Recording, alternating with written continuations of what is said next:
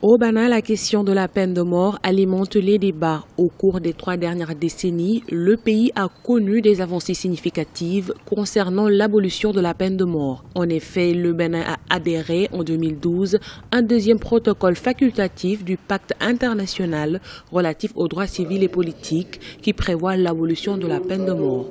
Aussi, la Cour constitutionnelle a-t-elle rendu 2 décisions historiques qui ont établi que la peine capitale est contraire à la Constitution béninoise du 11 décembre 1990. Une récente décision de justice de 2016 rend impossible toute condamnation à mort par les cours abolissant de fait la peine de mort au Bénin. Aujourd'hui, les magistrats eux-mêmes ne condamnent, donc, ils ne prononcent plus les peines de mort. Il n'y a plus de réquisition.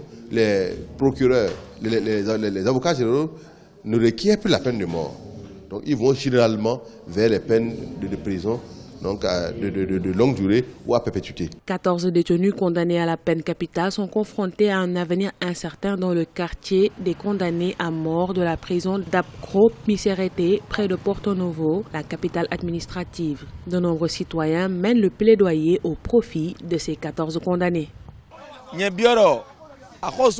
Nous souhaitons vivement qu'un regard positif soit porté à l'endroit de ces 14 condamnés. On peut les exploiter dans le cadre des travaux d'intérêt général afin de les aider à vivre autrement.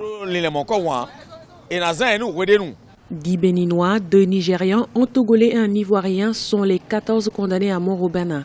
Selon les experts, ces détenus sont dans une situation juridique inconfortable. Dans le cadre de l'abolition de la peine de mort au Bénin, l'Assemblée nationale a récemment voté une loi de travail d'intérêt général qui permettra aux condamnés à mort de commuer leur peine en travaux forcés ou en détention perpétuelle.